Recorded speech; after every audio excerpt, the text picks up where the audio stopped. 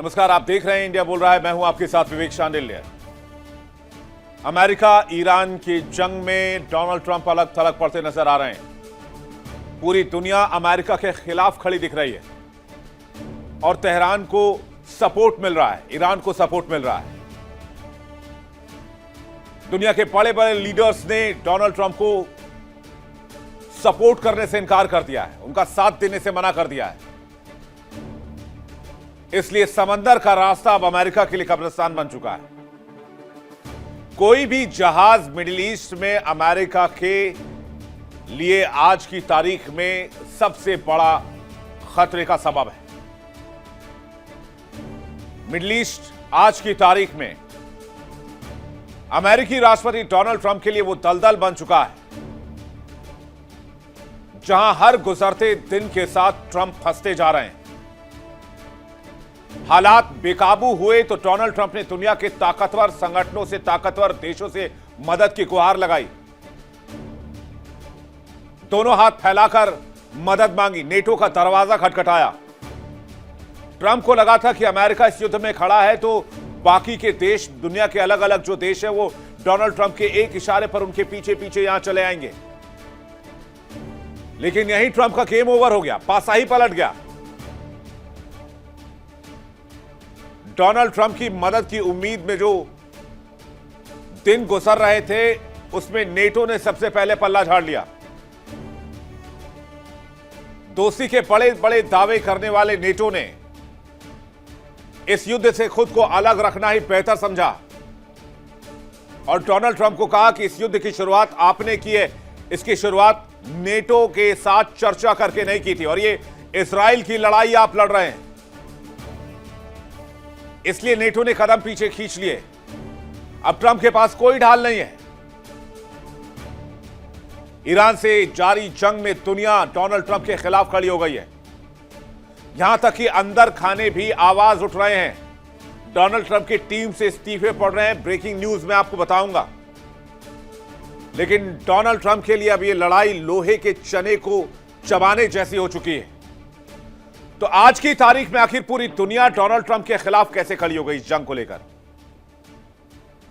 क्या Donald Trump के career का यह पतन है या इसकी शुरुआत हो चुकी है? देखिए, इंटरनेशनल डिबेट दुनिया भर के मेहमानों के साथ अब से थोड़ी देर में। मिडिल ईस्ट में अमेरिका को ईरान ने वो मार लगाई कि सुपर पावर के पसीने छूट रहे हैं। ट्रंप ने सोचा था हुंकार भरेंगे, ईरान पीछे हट जाएगा, लेकिन यहां गेम ही पलट गया। पूरी दुनिया डोनाल्ड ट्रंप के खिलाफ हो गई है। सारे नेता डोनाल्ड ट्रंप के इस कदम को बहुत बुरा फैसला बता रहे हैं। इसलिए मुझे रामायण काल के एक पात्र की याद आती है, महाबली पुत्र अंगद, जिनका पैर उठाने में बड़े बड़े महाबलियों का दम निकल जाता था। ईरान ने हुरमुज में वही पैर जमा दिया है। अमेरिकी और इजरायली साथी देशों का एक भी जहाज यहां टस से मस नहीं हो पा रहा है। जो कोशिश कर रहा है, ईरान उसे समंदर की गहराई में दफन कर रहा है। ट्रंप की लाख कोशिशों के बावजूद भी ईरान टस से मस नहीं हो रहा और ईंट का जवाब पत्थर से दे रहा है। अब इतने गंभीर मुसीबत में फंसे हैं, 18 दिन की लड़ाई लड़ चुके हैं, तो डोनाल्ड ट्रंप ने दुनिया की ओर मदद की हाथ फैलाई। यहां तक कि चीन से भी मदद मांगी, France, Italy, South Korea, Japan, हर देश के सामने हाथ फैलाया। यहां तक कि नेटो की ओर भी हाथ फैलाया। लेकिन दोस्तों ने डोनाल्ड ट्रंप से मुंह मोड़ लिया। यानी पूरा विश्व एक तरफ है आज की तारीख में और डोनाल्ड ट्रंप एक तरफ नजर आ रहे हैं।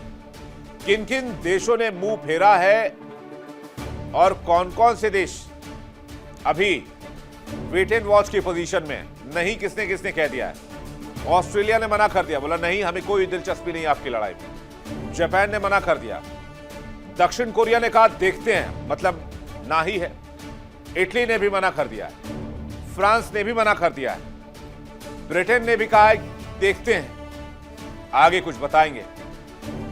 ईरान पर हमले को लेकर किस देश का क्या कहना है, यह भी आपको बताते हैं। इटली ने कहा कि यूएस इजराइल के हमले इंटरनेशनल कानून का उल्लंघन है। पूरा विश्व, मैं आपको बता रहा हूं, आज डोनाल्ड ट्रंप के खिलाफ है। पूरी विश्व का सेंटिमेंट अमेरिकी राष्ट्रपति के खिलाफ है। यह सबसे बड़ा कूटनीतिक फेल्योर है आज तक में डोनाल्ड ट्रंप का और अमेरिका का। यूएस इजराइल के हमले में इंटरनेशनल कानून का उल्लंघन हुआ है, ये इटली के पीएम ने कहा है। जापान ने क्या कहा?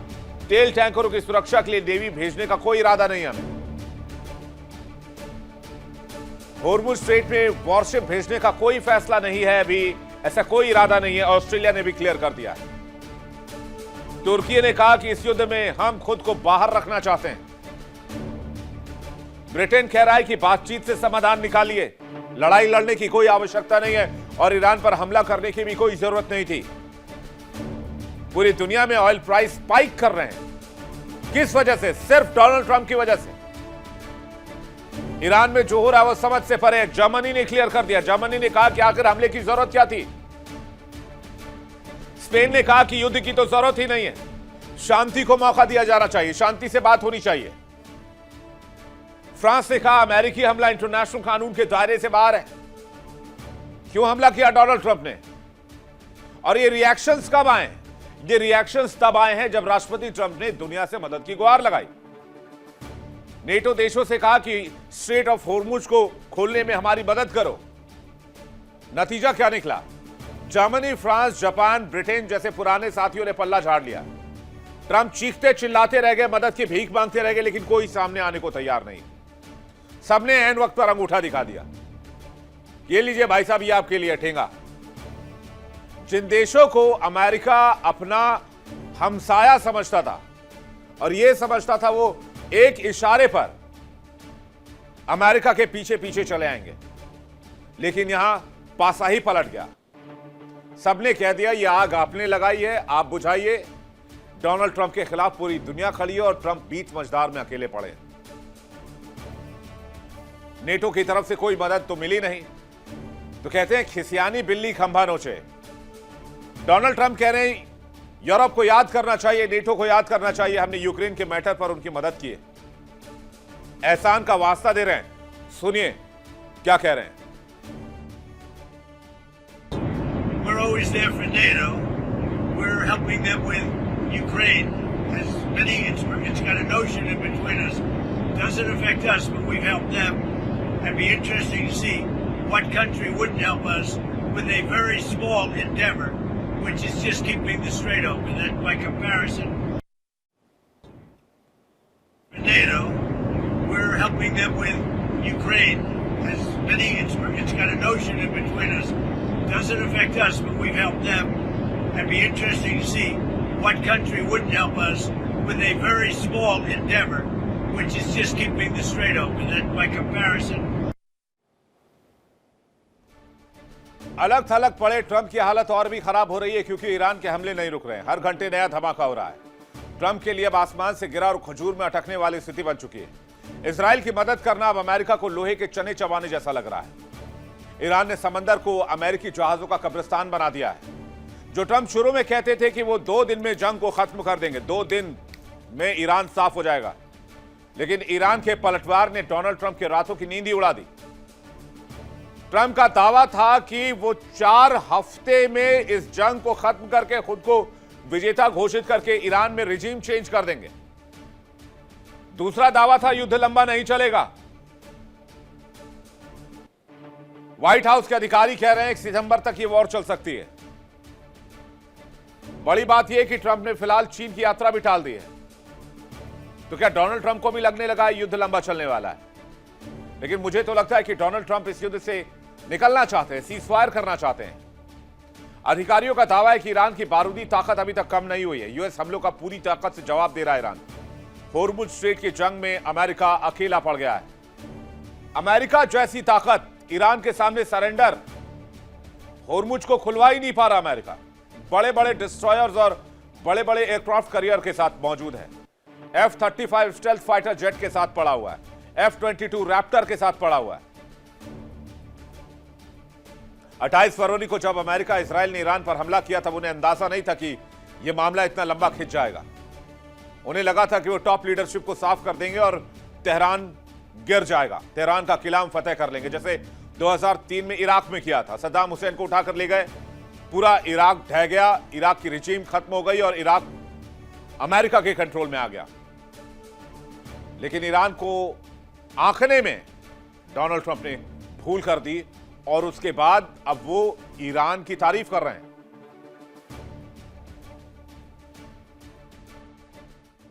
They weren't supposed to go after all these other countries in the Middle East. Those missiles were set to go after them. So they hit Qatar, Saudi Arabia, UAE, Bahrain, Kuwait. Nobody expected that. We were shocked. And the other one, they fought back. They could have yielded. But think of it, if we weren't around, they had tremendous power. They had thousands of missiles, most of which we've terminated. युद्ध के मैदान में पूरी दुनिया Trump के खिलाफ खड़ी हो गई है। ईरान ईंट का जवाब पत्थर से दे रहा है। खाड़ी देशों में अमेरिकी अड्डों पर ताबड़तोड़ मिसाइल और ड्रोन हमले जारी हैं। तेल की कीमतें आसमान छू रही हैं और ट्रंप की रणनीति की हवा निकल चुकी है। ट्रंप के गठबंधन से नेटो ने दूरी क्यों बनाई, या ट्रंप के इस कॉल से नेटो ने दूरी क्यों बनाई, मैं इसको आपको समझाने की कोशिश करता हूं। पहली वजह महायुद्ध पर मतभेद, यानी कि इस लड़ाई पर नेटो के साथ कोई बातचीत नहीं, यूरोप के साथ बातचीत नहीं। डोनाल्ड ट्रंप ने इजराइल के साथ मिलकर ईरान पर हमला कर दिया। दूसरी वजह है ग्रीनलैंड पर बहुत आंखें तरी रही थी यूरोप को, अमेरिका ने, डोनाल्ड ट्रंप ने। तीसरी वजह है डोनाल्ड ट्रंप एकला चलो की नीति अपनाते हैं, जो चाहते हैं वही करते हैं। उनको लगता है उनकी वजह से या अमेरिका की वजह से ही दुनिया चल रही है। पांचवी वजह है जनता की जरूरत, मिड टर्म इलेक्शंस को देखते हुए भी हमला किया गया हो, जिससे कि अमेरिका को लगे कि भाई अमेरिका के राष्ट्रपति इस वक्त जंग लड़ रहे हैं तो उनका साथ देना चाहिए। महायुद्ध के इस मोड़ पर अमेरिकी सेना भी थक रही है, खजाना खाली है, दोस्त दुश्मन बन रहे हैं। होर्मुज अमेरिका के गले की फांस बन चुका है, ना उगलते बन रहा है ना निगलते बन रहा है। रूस और चीन की खामोशी इस आग में घी का काम कर रही है। वो तमाशा देख रहे हैं कैसे सुपर पावर अमेरिका अपने ही बुने जाल में फंस चुका है और छटपटा रहा है। होर्मुज पर ईरान और अमेरिका के अब तक क्या दावे रहे वो भी देख लीजिए। ईरान का दावा है सिर्फ यूएस इजराइल के साथ ही प्रभावित है, या सिर्फ उनके जहाज को हम जाने नहीं देंगे। अमेरिका कह रहा है कि होर्मुज को ईरान ने पूरी दुनिया के लिए बंद कर रखा है, जबकि तेहरान ने इस दलील को खारिज किया है। अमेरिका का दावा है कि तेल के जहाज निकल रहे हैं, ईरान ने कहा है, जबकि अमेरिका का कहना है कि होर्मुज की सुरक्षा बहुत जरूरी है क्योंकि वह तेल के जहाज नहीं निकल पा रहे, इसके लिए एक इंटरनेशनल नेवी का गठन होना चाहिए। सभी देशों की नेवी को मिलाकर एक इंटरनेशनल टीम बनाई जानी चाहिए। ईरान कह रहा है अमेरिका सैन्य कार्रवाई रोके, उसके बाद फिर देखते हैं क्या होगा। अमेरिका दावा कर रहा है कि ईरान सीज फायर चाहता है। ईरान दावा कर रहा है कि एडवांस हथियार अभी इस्तेमाल नहीं किए लेकिन आगे करेंगे। अमेरिका दावा कर रहा है ईरान के हथियार खत्म हो गए। अरब देश जो कभी अमेरिका के साथ खड़े नजर आते थे, आज वो ईरान के सामने मिमिया रहे हैं। ईरान की आक्रामकता देखकर दबे पांव पीछे हट रहे हैं। इजराइल के आयरन डोम के तो इंटरसेप्टर्स पहले ही खत्म हो चुके हैं। तेल अवीव की सड़कों पर सायरन बज रहे हैं, मिसाइल गिर रहे हैं। हमले इतने सटीक और तेज हैं कि इजराइल का सुरक्षा कवच भी रेत की दीवार की तरह ढहता नजर आ रहा है। और ट्रंप के लिए क्या सिचुएशन है, आगे कुआं पीछे खाई, जंग से भाग नहीं सकते, यू टर्न लेंगे तो बदनामी होगी, जंग लड़ नहीं सकते क्योंकि कैपेसिटी खत्म हो रही है और तेहरान की तरफ से हमले कम नहीं हो रहे। इसलिए तेहरान ने 3 ब्रह्मास्त्र का इस्तेमाल किया, पहला होर्मुज, दूसरा तेहरान के मिसाइल्स और तीसरा तेहरान के ड्रोन्स। होर्मुज वो इलाका है जहां तेल सप्लाई पूरी दुनिया का 26% गुजरता है। उसको ईरान ने चोक करके अमेरिका को घुटने पर लाने में सबसे बड़ी कामयाबी हासिल की है। तो क्या महायुद्ध अमेरिका के सूर्यास्त की शुरुआत है? क्या डोनाल्ड ट्रंप के पतन की शुरुआत है? और पूरी दुनिया आज की तारीख में अमेरिका के खिलाफ हो रही है। तो क्या अमेरिका की जो सुपर पावर की बादशाहत थी, या जो सत्ता की हनक या ताकत की हनक थी, वो अब खात्मे की तरफ जा रही? बातचीत करने के लिए मेहमानों का एक बड़ा पैनल सख्त हमारे साथ जुड़ रहा है। ब्रिगेडियर शारदेंदु हमारे साथ जुड़ रहे हैं, रक्षा विशेषज्ञ कर्नल जे.एस. सोली हमारे साथ जुड़ रहे हैं, रक्षा विशेषज्ञ। अमन चुग हमारे साथ जुड़ रहे हैं, भू राजनीतिक विशेषज्ञ और आर्थिक मामलों की जानकार। और अहमद मस्ती खान हमारे साथ जुड़ रहे हैं, वरिष्ठ पत्रकार, अमेरिका से लाइव। आप सभी लोगों का बहुत बहुत स्वागत है। मैं सबसे पहले शारदेंदु सर आपसे शुरुआत करना चाहूंगा, लेकिन मैं आपके पास आऊं उससे पहले एक बड़ी खबर मैं दर्शकों को बता देना चाहता हूं। ईरान युद्ध को लेकर एक बहुत बड़ी ब्रेकिंग न्यूज आ रही है। डोनाल्ड ट्रंप के टॉप ऑफिशियल से खबर आ रही है कि शीर्ष अधिकारी ने इस्तीफा दे दिया है। जल्दी से फुल स्क्रीन ब्रेकिंग दिखाइए। काउंटर टेररिज्म सेंटर के डायरेक्टर ने इस्तीफा दे दिया है। उन्होंने कहा कि ईरान से तत्काल कोई खतरा नहीं था। जो केंट ने रिजाइन कर दिया है, और जो केंट कोई आम नाम नहीं अमेरिका में या फिर ट्रंप की टीम ने, वो काउंटर टेररिज्म सेंटर के चीफ हैं जो केंट, जिनकी तस्वीर इस वक्त आप अपनी स्क्रीन पर देख रहे हैं। इन्होंने साफ साफ कह दिया है ईरान से कोई खतरा नहीं था। डोनाल्ड ट्रंप ने मनमाने तरीके से तेहरान पर हमला किया, ईरान पर हमला किया और इस जंग की शुरुआत की।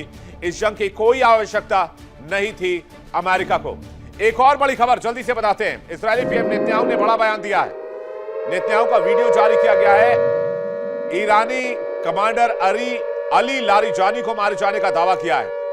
नेतन्याहू ने कहा है कि हमने अली लारिजानी को मार गिराया है, बसीज कमांडर को मार गिराया है, रिवॉल्यूशनरी गार्ड्स के चीफ को मार गिराया है।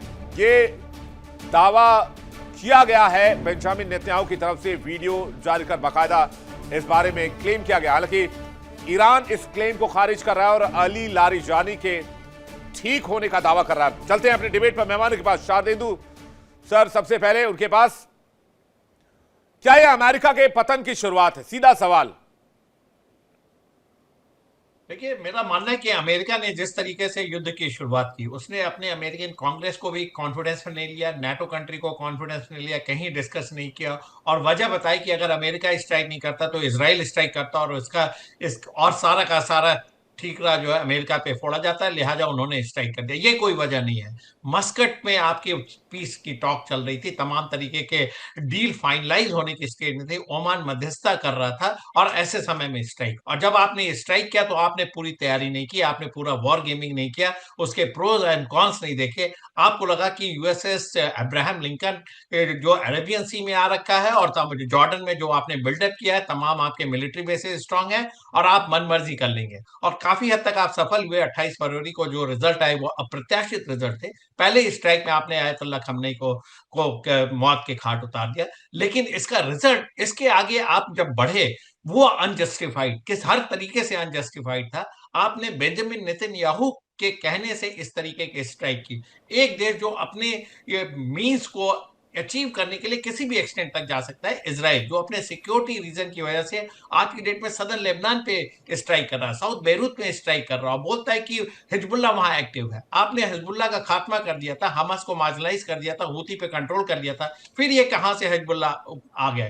तो इस तरीके के जब आप नैरेटिव बिल्ड करते तो आप एक्सपोज हो जाते। और अमेरिका ने जो है प्रोस एंड कॉन्स को एनालाइज नहीं किया। आपने तमाम कॉमर्शियल जो एंगल है उसको आपने एनालाइज नहीं किया। आपने अपने एलाइज के इंटरेस्ट नहीं देखे। आपने एक नी जर्क एक्शन के तहत इस तरीके का स्ट्राइक किया। हालांकि आपकी तैयारी पूरी थी। आपने बोला कि इतना बड़ा आपने बिल्डअप फौज का कर रखा था, लिहाजा स्ट्राइक तो होना था, लेकिन आपने एंड गेम के बारे में नहीं रियलाइज किया, इस युद्ध को किस लेवल पे खत्म करेंगे। और आपने ऑब्जेक्टिव सेट किया रिजीम चेंज।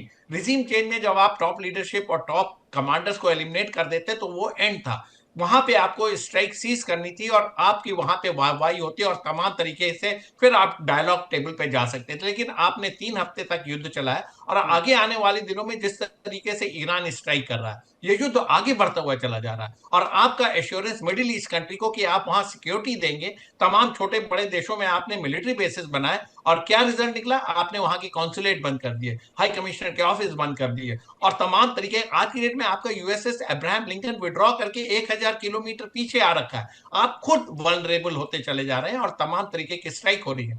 और क्या रिजल्ट निकला? यूएई को क्या मिला, कतर को क्या मिला, बहरीन को क्या मिला, कुवैत को क्या मिला? आपने पूरा मिडिल ईस्ट को जलने डाल दिया और पूरे विश्व में एक एनर्जी क्राइसिस क्रिएट कर दिया। और आज जब आप गुहार लगाते हैं कि स्टेट ऑफ हरमुज में तमाम देश आपकी मदद करें, तो कोई आपकी मदद के लिए नहीं आ रहा। आपने ऐसी सिचुएशन क्रिएट कर रखी है, वेनेजुएला, ग्रीनलैंड और ये ईरान, कहीं ना कहीं आप बेंजामिन नेतन्याहू के से में आगे आप फंस गए हैं। और आपके देखिए खुद देश के अंदर कितनी आपकी खिलाफत हो रही है। मिड टर्म इलेक्शन का क्या रिजल्ट होगा वो समय बताएगा, लेकिन ये चीजें आपके फेवर में नहीं जा रही हैं। और कितना $1 मिलियन का डेली का खर्चा, पूरे विश्व में एनर्जी क्राइसिस। और सबसे बड़ी बात है, जो अमेरिका की क्रेडिबिलिटी पे क्वेश्चन मार्क लगता चला जा रहा है। आज की डेट में डोनाल्ड ट्रंप के कोई स्टेटमेंट को कोई तवज्जो ही नहीं देता है, चाहे वो यूके हो, फ्रांस हो, जर्मनी, आपके स्ट्रॉन्ग एलाइज थे, लेकिन आज की डेट में आपकी मदद करने के लिए नहीं आ रहे हैं, क्योंकि स्टेट ऑफ हर्मुज में आप कैसे पूरे पूरे इलाके को एस्कॉर्ट करेंगे, सारे सारे कॉमर्शियल व्हीकल को। अगर आप उस इलाके को एनालाइज करेंगे तो मैक्सिमम 1 से 2 नॉटिकल माइल है जो कि सी लाइन कम्युनिकेशन, जहां से शिप निकलते हैं, और वहां पे पूरी तरीके से इसको माइन कर रखा है ईरान ने। तमाम सर्विलेंस इक्विपमेंट लगे हैं, तमाम तरीके के रिमोट डिवाइसेस लगी हुई हैं, वहां पे कभी भी ब्लास्ट किया जा सकता है। तो और आज की बेसिकली डेट में शार्दुल सर, ईरान आपने एट बहुत विल स्ट्राइक जी, कर रहा है वहां पे। बहुत अच्छी और बारीकी तरीके से समझाया। डोनाल्ड ट्रंप ने अमेरिका के लिए एक तो ट्रस्ट डेफिसिट क्रिएट कर दिया पूरी दुनिया के लिए, और अपने मनमाने की वजह से पूरी दुनिया में एनर्जी क्राइसिस सिचुएशन ओपन कर दी, जिसकी वजह से पूरी दुनिया डोनाल्ड ट्रंप के खिलाफ है। इसके पहले हमने देखा ग्रीनलैंड को लेकर यूरोप को जिस तरह से धमकाया, टैरिफ को लेकर पूरी दुनिया को जिस तरह से टेरराइज किया। तो आज दुनिया सोच रही है कि सही वक्त है, सही मौका है जब ट्रंप साहब से अपना जो है बदला वसूल लिया जाए या हिसाब किताब बराबर कर लिया जाए। आखिर दुनिया क्यों अमेरिका के खिलाफ हो गई, इसको लेकर अमन चुग साहब आप क्या कहेंगे? चुग साहब, स्वागत है आपका। नमस्कार है जी, जय भारत है जी कई बार वैसे मैंने जिक्र किया है, बट मैं पहले कुछ नई बात एक बार जिक्र करता हूँ, फिर पुरानी बात को लिंक करता हूँ। कि पहला सवाल हमें यह भी सोचना चाहिए कि ईरान अभी क्यों?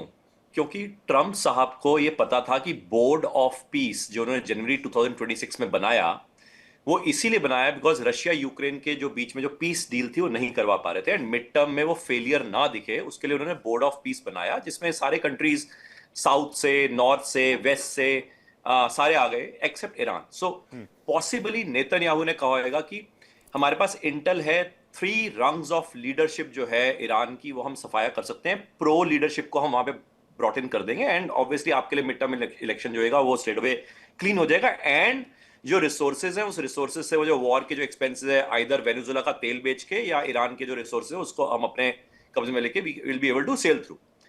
ईरान का जो ट्रंप का क्वेस्ट है वो वैसे ही है जैसे हिटलर ने रशिया का क्वेस्ट करने की गुस्ताखी करी थी।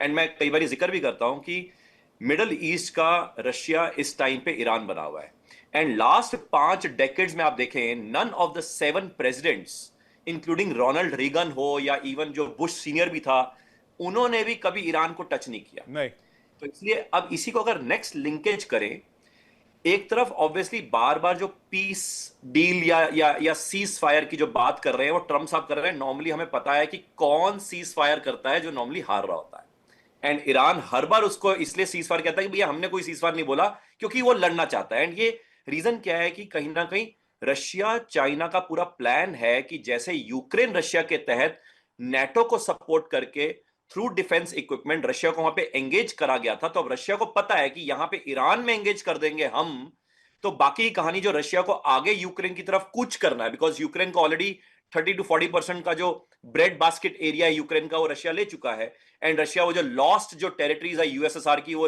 लेने के लिए यूएस वहां पे एंगेज रहेगा, तो अल्टीमेटली रशिया आगे कूच करेगा, एंड प्लस चाइना को जो भी साउथ चाइना सी में करना है वो अपना करता रहेगा।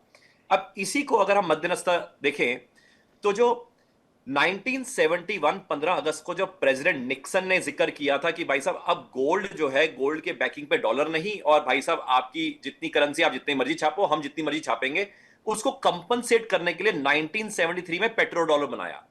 पेट्रो डॉलर सिर्फ यूएस ट्रेजरीज को बेचने के लिए, गल्फ कंट्रीज की फाइनेंसिंग के लिए नहीं बनाया गया था, इसलिए बनाया गया था कि वर्ल्ड ओवर जो बिलिंग है वो एक तरह से डॉलर में किया जाए। अब अगर ईरान, रशिया, चाइना ये इंश्योर कर लें कि स्ट्रेट ऑफ हॉर्मज में जो भी लेन देन है अगर वो बिलिंग अदर देन डॉलर में हो, एंड साथ में जो मूवमेंट ऑफ कंटेनर्स है या इवन जो पैसा है, जो गल्फ का कंट्रीज का पैसा जो $35 trillion worth of market capitalisation में लगा हुआ है गल्फ का, या लेट से $1.1 ट्रिलियन वर्थ ऑफ डेट में लगा हुआ है गल्फ का, अगर वो धीरे धीरे करके विड्रॉ हो जाए तो पेट्रो डॉलर धीरे धीरे करके जो बिल्डिंग है वो गिर सकती है, एंड डी डॉलराइजेशन दिख सकता है। तो यानी कि उसके तहत ऑल्टरनेट जो फाइनेंशियल कंट्रोल है, जैसे स्विफ्ट है, उसका ऑल्टरनेट फाइनेंशियल कंट्रोल जो चाइना ने सिप्स बनाया है या रशिया ने रिक्स बनाया है, उसके ऊपर काम पूरा वर्ल्ड ब्रिक्स के तहत करना चाहेगा। ये उस तरफ दुनिया जा रही है जी। लेकिन एक तो सबसे बड़ी बात यहां पर यह है कि इसके बाद ऑप्शंस क्या हैं? मैं सोली साहब का रिएक्शन, उसके बाद मैं अहमद साहब आपके पास आ रहा हूं। सोली सर, अब अमेरिका करे क्या जब पूरी दुनिया से उनको एक तरह से मना कर दिया गया, और जैसे कि अमन जी भी बता रहे हैं कि अब उनके सामने ये फाइनेंशियल चैलेंजेस भी हैं, तो डोनाल्ड ट्रंप क्या सीजफायर करके यहां से निकल जाए, या व्हाट नेक्स्ट, या वो इस लड़ाई को सितंबर अक्टूबर तक खींचे जिससे उनको मिड टर्म इलेक्शंस में भी फायदा हो जाए?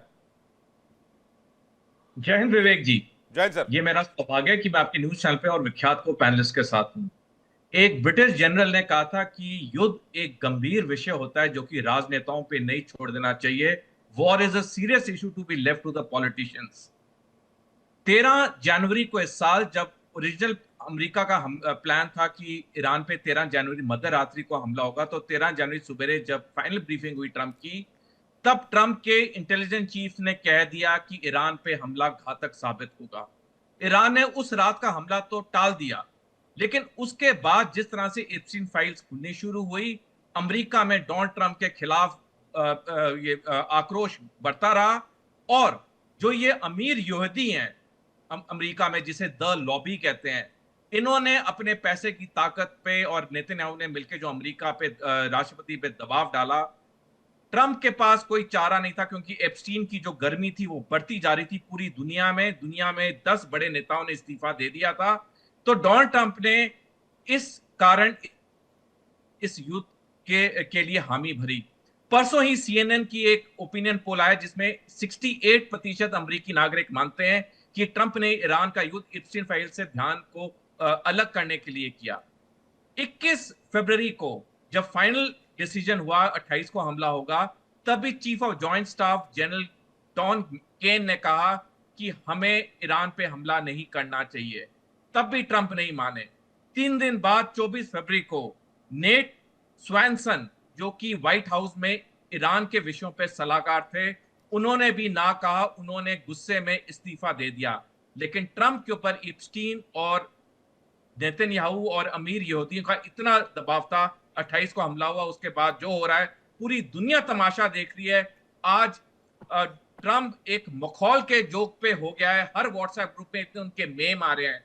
विवेक जी, 18 जून 1815 को Napoleon the great, Napoleon the महान, जिसने कभी कोई हार नहीं देखी थी जिंदगी में, उसे बैटल ऑफ वाटरलू में उसे शिकस्त लेनी पड़ी। Straight of Hormuz Donald Trump का वाटरलू साबित होगा। पिछले हफ्ते ओपिनियन पोल आया है अमेरिका में, सिर्फ 21% नागरिक, अमेरिकी नागरिक ट्रंप को सपोर्ट कर रहे हैं। और जब ट्रंप चुनाव जीते थे 5 नवंबर 2024 को, 58% अमेरिकी नागरिक ने उनको वोट दिया था। तो ट्रंप जितना ये युद्ध लंबा खींचेंगे, आज ही जैसा आपने सही कहा, director of national counter terrorism ने इस्तीफा दे दिया, जो कैंड ने।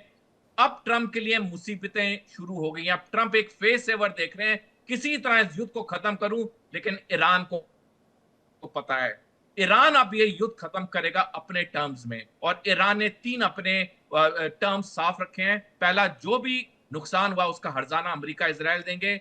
दूसरा, मिडिल ईस्ट में अमेरिका का कोई सैनिक बेस नहीं होगा। तीसरा, अमेरिका और इजराइल लिखित में देंगे आगे से वो ईरान पे युद्ध नहीं करेंगे। ईरान को पता है 6 साल लगे, 60 साल लगे, ईरान कमांडिंग पोजीशन में है। ईरान हार नहीं मानेगा जब तक उसकी शर्तें पूरी नहीं होती। जी अहमद साहब, आपको भी क्या यही लगता है? जी, आपका बहुत शुक्रिया। नमस्कार। नमस्कार जी, पहले ही अमेरिका जो था उसके लिए कहा जा रहा था कि America is a power in decline. वो नीचे के तरफ जा रहा था, वो ऊपर के तरफ नहीं जा रहा था। और जो ट्रंप की सदारत है, उसने उस डिक्लाइन को और ज़्यादा तेज़ी से बढ़ा दिया है। आपने ये जो सबसे पहले यहाँ पर एक कांग्रेसमैन है थॉमस मेसी, उन्होंने ये बात उठाई कि भाई ये ट्रंप ने जो ईरान पे हमला किया है हज़ारों मील दूर, वो जो एप्स्टीन केस में जिस पे कि ट्रंप पे ये इल्ज़ामात लगे हैं कि उन्होंने वो छोटी बहुत कम उम्र लड़कियों के साथ ज़्यादतियाँ की है, वो उससे तवज्जो हटाने के लिए इन्होंने ये जंग छेड़ा है। और बात इसमें कुछ सच्चाई नज़र आती है। और देखें, यूरोप में ये हुआ कि यूरोप ने सब के सब, जैसे आपने कहा, तंबू दिखा दिया ट्रंप को, एशिया में जो भी की प्लेयर्स है, Fumio Kishida, Shri Narendra Modi, Xi Jinping, Yoon Suk Yol south Korea के, सब ने ही जो है इनको कह दिया कि नहीं। अब यहाँ पे अमेरिका में हमेशा से ये मसला रहा है कि जो हमारे जायोनिस्ट लॉबी है, जायोनिस्ट, यहूदी नहीं बल्कि जायोनिस्ट, वो जो बहुत कट्टर किस्म के, उनका काफ़ी बहुत कुछ होल्ड है अमेरिका के पॉलिटिक्स पे, और उनके पास जाहिर है पैसा है, उनके वो उनमें बड़ी तादाद उनके बिलियनियर्स हैं, और अमेरिका में जो है बिलियनियर्स की बात चलती है। मैं आपसे एक बात अर्ज करना चाहता हूँ। देखें, ये जो लड़ाई कर रहे हैं ये तीनों अब्राहमिक फेथ के लोग हैं, चाहे क्रिश्चियन हो जो ये हैं अपने ट्रंप साहब, और आपने देखा ट्रंप साहब ने क्या किया व्हाइट हाउस में अभी एक हफ्ते पहले। सारे जो बड़े बड़े जो कलीसा के लीडर हैं, हम 10 दिन पहले उनको बुलाया, और वो जो है ये यानी ईसाइयों को खुदा के फतह दे, किसके खिलाफ? मुसलमानों के खिलाफ। अब मज़ेदार बात आपको बताऊं कि जो जीसस और मोसेस जो है वो तकरीबन 400 मील एक दूसरे से दूर पैदा हुए थे। जहां वो पैदा हुए थे ना जी, मिडल ईस्ट में, वो 400 मील दूर थे। मोहम्मद और मोसेस जो एक है वो 560 मील दूर, और मोहम्मद और जीसस जो है वो जो है तकरीबन 1000 मील दूर। ये तकरीबन वो पूरे उसी एक खित्ते से हैं। मैं तो देखे किसी भी चीज़ को फॉलो नहीं करता हूँ, लेकिन मैं तो जो लोग फॉलो करना चाहते हैं, मेरा उनको ये एडवाइस है, जो इंडिया में फेथ हैं, जैसे संताना धर्म है, बुद्ध मत है, जैनिज्म है, सिखिज्म है, और भी बहुत सारे बिलीव्स हैं छोटे, इनके तरफ जाए। देखिए, आप लोग के पास भी ये सारे एक ही इलाके के हैं ना, लेकिन एक इस तरह से तो एक दूसरे के खून के प्यासे नहीं हैं। ये तलबगार, ये जो है इसके ऊपर गौर करना चाहिए दुनिया को। और देखें, ये अभी क्या हुआ है, ट्रंप पूरे दुनिया में यतीम हो गया है। जिस तरीके से कि पाकिस्तान यतीम था, पाकिस्तान से दोस्ती करके ये भी पाकिस्तानियों के जो बास्केट में आ गया, उन्हीं के तरह यतीम हो गया है। और मैं आपको एक बात बताऊं, अगर कोई मुल्क शायद ट्रंप का साथ देगा तो यही हमारे पंजाबी इस्लामाबाद के जो बेकारी है वही शायद इसका साथ देंगे। अभी कल के दिन न्यूयॉर्क टाइम्स में आया कि ये जो मोहम्मद बिन सलमान है, मोहम्मद बिन सलमान ने इन पे बड़ी जोर दी कि आप जो है इनके ऊपर हमला करें और ये सारा कुछ करें। देखिए, मोहम्मद बिन सलमान जो है उसका नाम सऊदी अरेबिया रख दिया गया है, लेकिन मोहम्मद बिन सलमान ने जो सऊदी अरेबिया में जो सिस्टम चल रहा था उसको उसने बिल्कुल ही तेज-मेज कर दिया है। वहां पर जो असल क्राउन प्रिंस थे वो प्रिंस मोहम्मद बिन नायफ थे, शायद आपको याद होगा, उसको हटा दिया, वो क्राउन प्रिंस थे। फिर जो है एक प्रिंस मुतैब बिन अब्दुल्ला थे जो नेशनल गार्ड के बड़े थे, उसको उन्होंने खुदे लाइन लगवा दिया। फिर जो है एक जो सब में बड़े साहूकार थे सऊदी अरेबिया का, उनका नाम था प्रिंस अल वलीद बिन तलाल, उसको जो है अरेस्ट किए। तो ये जो है ये भी जैसे कि पाकिस्तान के अंदर आसिम मुनीर अकेला है, इसी तरह मोहम्मद बिन डोनाल्ड ट्रंप सलमान दुनिया भी में, सऊदी अरेबिया में अकेले हैं, और डोनाल्ड ट्रंप भी भी दुनिया में इसी तरह से अकेले हो गए हैं अपनी पॉलिसीज की वजह से। शारदेंदु जी, यहां से क्या डोनाल्ड ट्रंप सीजफायर की तरफ जाएंगे? देखिए, मेरा मानना है कि डोनाल्ड ट्रंप के लिए कोई डिसीजन लेना असंभव नहीं है। नहीं, वो तो झूठ तो बोलने में माहिर हो, झूठ बोल देंगे हम जंग जीत गए, हमने अचीव कर लिया, हमने ईरान फतेह कर लिया, अब हम सीजफायर कर रहे हैं। बिल्कुल आपने सही बोला, वो यूनिलैटरल डिसीजन लेंगे, एक बड़ी सी स्ट्राइक करेंगे जिसमें 1000 टारगेट का क्लेम करेंगे, उन्होंने डिस्ट्रॉय किया और सीज फायर डिक्लेयर करेंगे। यही उनके लिए एक एग्जिट का रास्ता होगा, और साथ में एक प्रोपेगेंडा, एक नैरेटिव चलाएंगे कि उन्होंने ईरान को तहस नहस कर दिया, ईरान की जो जो सत्ता में लोग हैं पेजेस किया, उनकी शर्तें मान ली, एक प्रोपेगेंडा वॉरफेयर। यही उनके लिए एक सेफ एग्जिट होगा, क्योंकि इसी तरीके से वो अफगानिस्तान से भी अमेरिका निकला था, इसी बिल्कुल। तरीके से वियतनाम से भी निकले, और इसी हाँ। तरीके से उन्होंने तमाम विश्व की जो संस्थाओं को तोड़ा है, तमाम देशों में जहां इंटरफियर उसको हॉच पॉच स्थिति में छोड़ दिया है, ऐसे लिक्विड स्टेट छोड़ दिया कि वहां सिवाय कंफ्यूजन के कुछ नहीं किया, और यही हाल वो ईरान में करने वाले। ईरान का प्लस पॉइंट ये है कि उनकी सत्ता, उनके जो अहदेदार हैं वो इंटैक्ट है। उन्होंने देखिए, जब अयतुल्लाह खamenei की मौत हुई, कि उनको जब मारा गया, तो उन्होंने तमाम तरीके की लीडरशिप को डिसेंट्रलाइज किया। पेजेस्कियां एक मॉडरेट लीडर है, वो हमेशा डायलॉग और डिप्लोमेसी की बात करते हैं। उनके फॉरेन मिनिस्टर लगातार लोगों लोगों के संपर्क में है, और तमाम तरीके के उन्होंने जो आज की डेट में कंडीशन रखी हैं, वो किसी भी देश को मान्य होनी चाहिए सीज फायर करने के लिए। अमेरिका जितनी जल्दी इसको समझ लेगा बेहतर होगा। आज की डेट में हर चीज का क्रेडिट, इस युद्ध में जो क्रेडिट लिया जा रहा है वो नेतन्याहू ले रहे हैं। उन्होंने अयतुल्लाह खमेनी को भी मारने का दावा किया, और आज की डेट में जब उन्होंने उनके जो सिक्योरिटी चीफ को मारा है, उनके भी लारिजानी का, उसका भी वो क्रेडिट नेतन्याहू ही लेने के। तो कहीं ना कहीं आगे आने वाले दिनों में अगर इसी तरीके से नेतन्याहू का ये रवैया रहा तो दो पर्सनालिटी क्लैश होंगे। आज की डेट में अमेरिका जो है पूरी तरीके से इजराइल की बात सुन रहा है, इजराइल के कहने में आ रहा है, और इजराइल अपने मकसद को अचीव करने में लगा हुआ है। तो अमेरिका के लिए कोई मुश्किल बात नहीं है, एक समृद्धशाली देश है, तमाम एलाइज हैं। अमेरिका ने हमेशा पॉलिसी अपनाई है, चित भी मेरी पट भी मेरी, हर चीज उनका, सारे रिसोर्सेज उनके, उस पर वो कब्जा करना चाहते हैं, वो ग्रीनलैंड चाहते हैं, वो क्यूबा पे कैप्चर करना चाहते हैं, वो वेनेजुला को कंट्रोल करना है, हर जगह और जितने मिनरल है सारे उनके। इस बदले इसको ध्यान में रखते हुए मेक अमेरिका ग्रेट अगेन बनाना चाहते हैं। कहीं ना कहीं वो एक्सपोज हो गए। यूरोप को उन्होंने एंटेगनाइज किया है, मिडिल ईस्ट को एंटेगनाइज किया है। मिडिल ईस्ट की देखिए सिक्योरिटी इश्यूज का क्या हुआ, आज की डेट में सारे के सारे देशों में हाहाकार मचा हुआ है, और ईरान उनकी सुन नहीं रहा। ईरान की जो स्ट्रेंथ थी उस पर लेकिन उसने अब तो अकल आ कैपिटलाइज जानी किया। चाहिए, जिस तरह से दुनिया ने ठुकराया अमेरिकी राष्ट्रपति को। देखिए उनके ऊपर कोई किसी भी चीज का फर्क नहीं पड़ता। जब वो अपनी अमेरिकी कांग्रेस को नहीं मानते, अपने सलाहकार को नहीं समझते, अपनी ही मनमानी करते हैं, तो वो एक ऐसे इंसान है।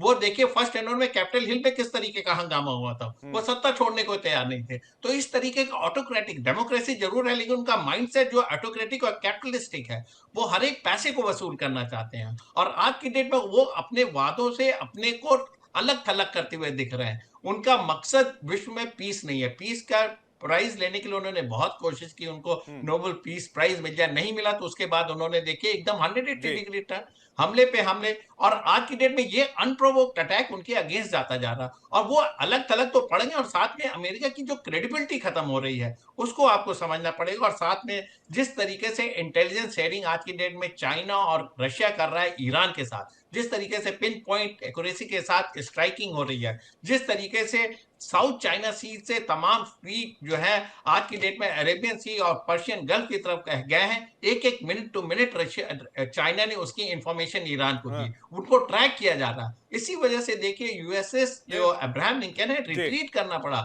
700 किलोमीटर से अब वो 1000 किलोमीटर की दूरी पे आ रखा है। तमाम तरीके के डिफेंसिव मेजर आपको अडॉप्ट करने पड़ रहे हैं। और वहीं दूसरी तरफ अमेरिका में हथियारों की कमी हो रही है, डिफेंस सिस्टम आपके इजराइल में कम पड़ते जा रहे हैं, और जिस तरीके से तल अवीव जल रहा है, जिस तरीके की स्ट्राइक हो रही है, लगातार सायरन बज रहे हैं, तो इजराइल भी अमेरिकी वल्नरेबल साख पर होता तो चला बट्टा जा लगा रहा है है। सर, इसमें कहीं कोई दो राय नहीं है। मैं अमन चुग की तरफ जाऊं, लेकिन एक बड़ी खबर आ रही है, उसका रुख कर लेते हैं। नेटो देशों पर राष्ट्रपति डोनाल्ड ट्रंप ने भड़ास निकाली है, भड़के हैं।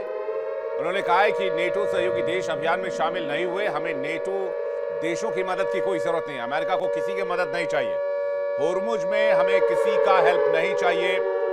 लारिजानी और सुलेमानी पर भी ट्रंप ने बयान दिया है। ट्रंप ने लारिजानी के मारे जाने की बात कही, ट्रंप ने पुष्टि की लारिजानी के मारे जाने की, और यह भी कहा कि सुलेमानी भी जो कि बसीज कमांडर हैं वो मारे गए हैं अमेरिकी हमले में। उधर इजराइल के पीएम बेंजामिन नेतन्याहू कह रहे हैं कि हमने कर दिखाया, अमेरिकी राष्ट्रपति कह रहे हैं हमने कर दिखाया। किसने किया या किया भी या नहीं किया ये भी बहुत सस्पेंस में है।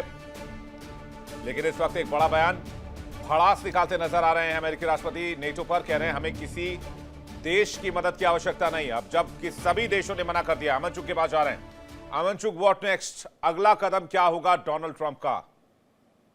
आपको याद होगा पिछले साल ये मैंने जिक्र किया था कि नाटो आपस में टूटेगा, अब वो हमें दिख रहा है, एंड ये पूरा टूटेगा। दूसरा मुद्दा, 1.2 बिलियन बैरल्स चाइना के पास है तेल के रिजर्व इस टाइम पे, मगर वहां पे कतार में लगे हुए सारे लोग। यानी कि इसका मतलब है चाइना को भी पता है कि अगर मैं कैलकुलेशन करूं हर रोज के मेरे को 12 से 13 मिलियन बैरल्स चाहिए, और 1.1 या 1.2 बिलियन बैरल्स मेरे पास पड़े हुए हैं। इसका मतलब चाइना को भी पता है ये वॉर आराम से 180 दिन पक्का कैलकुलेशन करके बैठा हुआ चाइना। अब बीच में ट्रंप हो सकता है सीज फायर करके निकल जाए, अपना वर्चस्व दिखा के निकल जाए, मगर इजराइल रगड़ा जाएगा। इसका मतलब ये जो वॉर है यहां पे नहीं रुकेगी। मैंने पहले भी जिक्र किया है, वॉर का युग है। फिर दोबारा छेड़ते हुए बात करते हैं, शनि महाराज मीन राशि में है तो कहां वॉर रुकेगी जी। अभी तो मीन राशि में है, फिर बाद में मेष राशि में आना है, तो अभी तो ये वॉर बड़ी होनी है। इसी साल हमें जल्द और काउंटर्स भी खुलते हुए दिखेंगे, और मैं सरप्राइज नहीं होऊंगा जिस तरीके से यूरोप में क्राइसिस शुरू हो रहा है, अगला काउंटर यूरोप का ही हो सकता है जी। एंड अब मैं इसको दूसरे एंगल से बोलता हूं। पाकिस्तान अफगानिस्तान का तो युद्ध चल ही रहा है, अभी कल ही पाकिस्तान ने एयर स्ट्राइक कर दी, 400 अफगानियों को मार दिया है। और भारत का ड्यू भी है पाकिस्तान और बांग्लादेश के दोनों के ऊपर, वो भी ड्यू है। हाँ, अब मुद्दा यह है कि इसमें ऑब्वियसली मैं एक दूसरा एंगल समझता हूं कि अगर पर्शियन गल्फ में से 26 मिलियन बैरल्स तेल निकलता है हर रोज का, अगर ये डिसरप्शन हुआ है, इसमें पहला फायदा भारत ले सकता है। कहना नहीं चाहिए, वॉर में बेचारे कई लोग मर रहे हैं, मैं उसमें ऐसा नहीं कहना चाहता, मगर भारत गूगल रिपोर्ट्स दिखाती है 4-5 मिलियन बैरल्स बनाता है, मगर नहीं, अंदाजन 11 मिलियन बैरल्स बनाता है। 5 से 6 मिलियन बैरल्स हम आराम से रिफाइन करके बेच सकते हैं, क्योंकि यूरोप के पास सप्लाई नहीं है। रशिया की पाइपलाइन भारत के लिए है, चाइना के पास भी सप्लाई नहीं है इस टाइम पे, क्योंकि वेनेजुएला से फ्रीज हो गया, ईरान से फ्रीज हो गया एक तरह से। हालांकि ये कंटेनर्स आ रहे हैं ईरान से, वो धीरे करके आते रहेंगे, जो भी जितना भी, बट वो फ्री, बट वो सप्लाई फ्री फ्लो नहीं है। दूसरा फायदा इसमें रशिया लेके जाएगा, 10 मिलियन बैरल्स आराम से एक्सपोर्ट कर सकता है एडिशनली। तीसरा फायदा, जो कि हम दूसरा एंगल नहीं देख रहे, हम ये मान सकते हैं कि यहां पे नुकसान यूएस का डेफिनेटली हो रहा है, नहीं, लेकिन मगर ये जंग आप कह रहे नहीं रुकेगा, तो अमेरिका क्या करेगा?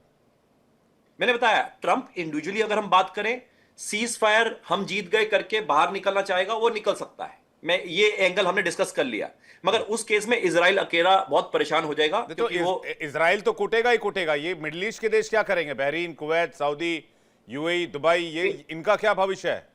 ये सारे कंट्रीज खुल गए जी, इनका भविष्य धीरे धीरे करके चैलेंजिंग है। रियल एस्टेट में भी चैलेंजिंग है, ओवरऑल इकोनॉमिकल चैलेंजेस भी हैं। ये अब खुल गया है, मतलब ये पहले भी हमारी बात हुई थी, ये खुल गया है। अभी आने वाले समय में यूरोप खुल जाएगा, फिर वो, मतलब ये पूरा वर्ल्ड का काउंटर खुलता रहेगा। सो अल्टीमेटली ये जो यूएई है, बहरीन है, कतर है, कुवैत है, सऊदी है, ये अब काउंटर खुल गया, ये एक्सपोज हो गया काउंटर। बीच बीच में हॉल्ट हो सकता है, मगर युद्ध विराम नहीं होगा, ये चलता रहेगा धीरे करके। अभी तो डीसैलिनेशन प्लांट जो है सिर्फ बेशक अमेरिका यहां से निकल जाए, आप ये कह रहे हैं, लेकिन ईरान हमले नहीं रोकेगा।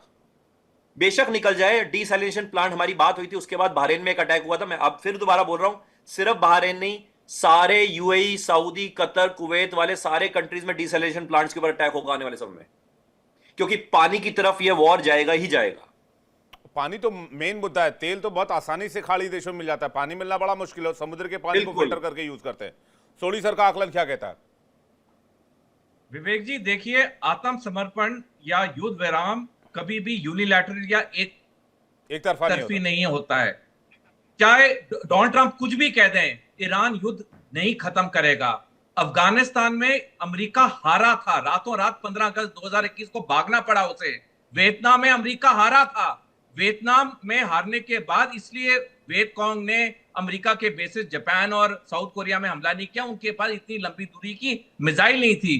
तो अफगानिस्तान और वियतनाम का कोई कॉम्बिनेशन या कोई कंपैरिजन नहीं है जो अब ईरान में हो रहा है। ईरान के अगर अमेरिका भाग भी जाता है युद्ध से, ईरान मिडिल ईस्ट में जितने 14 अमेरिकी सैनिक के बेस हैं उन पे वो हमला जारी रखेगा, वो इजराइल पे हमला जारी रखेगा। ईरान को पता है कि ये इस बार की लड़ाई आर या पार की लड़ाई होनी है, तभी जितने भी युद्ध विराम के संदेश अमेरिका से गए हैं ईरान ने सारे खारिज कर दिए हैं, क्योंकि ईरान को पता है कि पिछली बार तो वो बेवकूफ बन गया, वो 12 दिन के युद्ध के बाद उसने अमेरिका से बात मान ली और युद्ध विराम हो गया, फिर कुछ महीने बाद युद्ध हो गया। इस बार भी अगर वो युद्ध विराम करता है फिर कुछ महीने बाद युद्ध होगा। तो ईरान इस बार कोई आत्मसमर्पण, कोई युद्ध विराम की बात नहीं करेगा। ईरान इस बार युद्ध तब खत्म करेगा जब उसकी शर्तें मानी जाएंगी, क्योंकि ईरान के हाथ में दो बड़ी चीजें हैं, एक होर्मुज स्ट्रेट और दूसरा मिडिल ईस्ट में जितने अमेरिकी सैनिक बेस हैं। तभी आप देखिए अभी तक कोई भी मिडिल ईस्ट के देश ने ईरान के खिलाफ अपनी सेना को मोबिलाइज नहीं किया है। जो भी जवाब दे रहा है वो अमेरिका दे रहा है। कोई भी मिडिल ईस्ट का देश ईरान के साथ इस झंझट में पड़ना नहीं चाहता। वो कह रहे हैं कि अमेरिका और ईरान और इजराइल का युद्ध है, अपने आप निपटे ही है। जी, मैं अहमद साहब का रिएक्शन चाहूंगा। हाँ, अमन चुग साहब कुछ कहना चाह रहे हैं। अमन जी, उसके बाद फिर मैं आ रहा हूँ। अमन जी जल्दी से। बिल्कुल, सोडी साहब ने बिल्कुल बात सही कही है, मैं इसको सिर्फ एक ऐड ऑन कर रहा हूं। ये सिचुएशन यहां से आने वाले समय में आप देखेंगे यूरोप की तरफ भी ट्रांसफॉर्म होगी। ये जो मिडिल ईस्ट वाला जो इशू है, मैं ये नहीं कह रहा सिर्फ इजराइल परेशान होएगा, ईरान भी परेशान होएगा, मगर ये पूरा जो सिचुएशन है आप देखेंगे यहां से धीरे धीरे करके सिचुएशन ये यूरोप की तरफ मूव भी होगी। ये भी हमें ध्यान रखना है। जी, अहमद साहब आपका रिएक्शन। ये मैं एक चीज अर्ज करना चाहता हूं। देखें, ये जो कुछ भी हो रहा है गल्फ में, इसको मेरी तो हिंदुस्तान के जो भी बड़े लोग हैं उनसे दरख्वास्त है कि इसको अब हिंदुस्तान से जुदा ना समझे। इंडिया के जो एक्सपर्ट्स हैं उसकी सबसे बड़ी तादाद एक्सपर्ट्स की इंडिया के हैं जो कि गल्फ ममालिक में है, 9.3 मिलियन, जो तकरीबन $52 बिलियन हर साल इंडिया को बेचते हैं।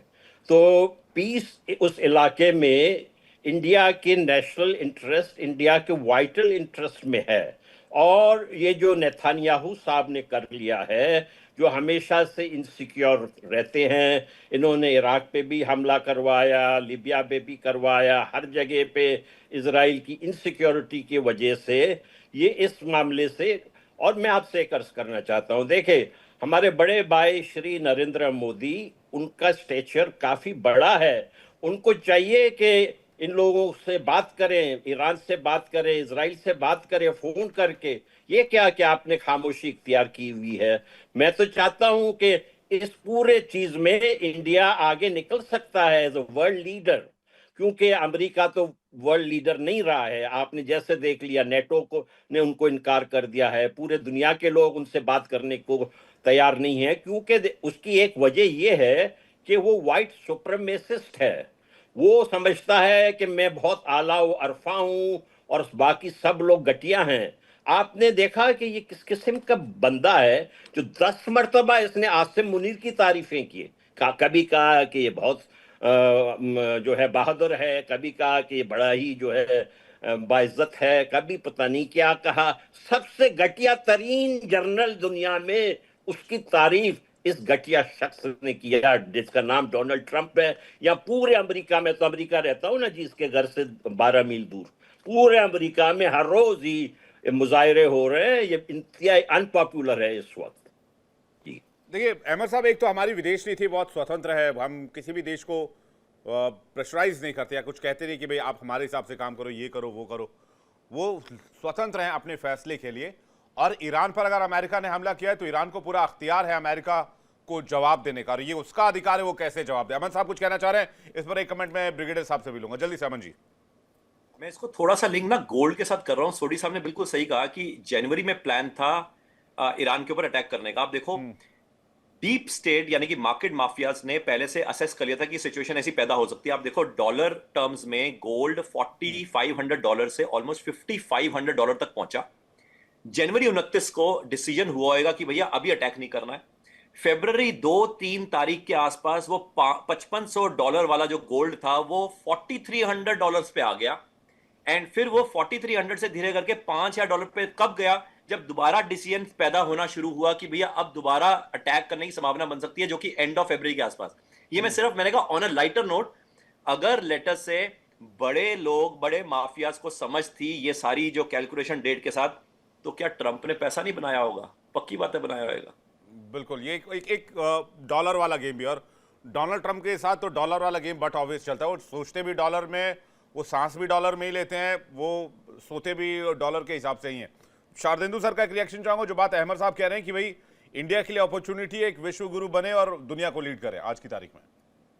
देखिए, हिंदुस्तान की पॉलिसी जो रही है वो नॉन इंटरफेरेंस की रही है, और साथ में हिंदुस्तान ने बार बार विश्व को मैसेज दिया है कि ये समय युद्ध का नहीं है, डायलॉग और डिप्लोमेसी को प्रेफरेंस मिलना चाहिए। आप इसी के तहत ये समस्या को सुलझा सकते हैं। मिलिट्री ऑप्शन तो है ही नहीं। अगर मिलिट्री ऑप्शन होता तो कोई युद्ध 4 साल से ज्यादा जो रशिया यूक्रेन का चल रहा नहीं चलता। जो हमास के खात्मे की इजराइल ने बात की वो 2 साल से चल रहा है। बोर्ड ऑफ पीस इनइफेक्टिव है, और अब अमेरिका का इजराइल पे हमला पूरी तरीके से नाकामयाब है। ये सोल्यूशन निकलता हुआ नहीं। सोल्यूशन है कहां पे? सोल्यूशन है 2 नेशन थ्योरी फिलिस्तीन के मामले में, सोल्यूशन है इजराइल की क्लिपिंग करने के लिए, सोल्यूशन है अमेरिका को हैव्स एंड हैव नॉट में ना बढ़ के एक सुपर कॉप का रोल अपनाना चाहिए। आपको युद्ध में इन्वॉल्व नहीं होना, आपको शांति की तरफ बढ़ना है। जब जिस दिन ये डोनाल्ड ट्रंप के समझ में आ जाएगा, वो अपनी नीतियों में सक्सेसफुल होंगे। आज की डेट में उनकी जो सोच है वो कॉर्पोरेट सोच है, कैपिटलिस्टिक सोच है। वो हर चीज में पैसा मुनाफा देख रहे हैं। अमेरिका को ग्रेट बनाने का तरीका ये नहीं है कि आप सारे रिसोर्सेज पे कब्जा करें, वेनेजुएला के हेड को उठा लें और ग्रीनलैंड पे कब्जा करें और ईरान को ध्वस्त करने की कोशिश करें। इससे मकसद आपका नहीं सॉल्व हो रहा है। आपकी हर जगह थूथू हो रही है, आपकी क्रेडिबिलिटी खत्म हो रही है। आपने जब वॉर गेमिंग की थी अमेरिका में, तमाम आपके जनरल ने बोला था कि आप युद्ध को शॉर्ट एंड स्विफ्ट नहीं रख पाएंगे, ये लंबा चलेगा, ये ईरान डिफरेंट कंट्री है, अमेरिकियों के इंटरेस्ट के लिए किया, लेकिन आज की तारीख में अमेरिकी डोनाल्ड ट्रंप के खिलाफ, पूरी दुनिया डोनाल्ड ट्रंप के खिलाफ, उनके खुद के अधिकारी उनके खिलाफ, और वो इस्तीफा दे रहे हैं। और मुझे लगता है इससे बड़ी क्राइसिस सिचुएशन नहीं हो सकती यूएस के लिए और यूएस के राष्ट्रपति के लिए, जिसमें आज वो फंसे हैं तेहरान से पंगा लेकर। बहरहाल आप सभी मेहमानों का बहुत बहुत शुक्रिया हमारे साथ जुड़ने के लिए और अपना कीमती वक्त देने के लिए बहुत बहुत धन्यवाद। दर्शकों आपका भी बहुत बहुत शुक्रिया। एक छोटे से ब्रेक का वक्त। देखिए इंडिया डेली 24/7 अब आपकी स्मार्ट टीवी पर। इंडिया डेली मौजूद है सभी डिजिटल प्लेटफॉर्म पर लाइव और लगातार। इंडिया डेली 24/7 हर दिन राष्ट्र को समर्पित।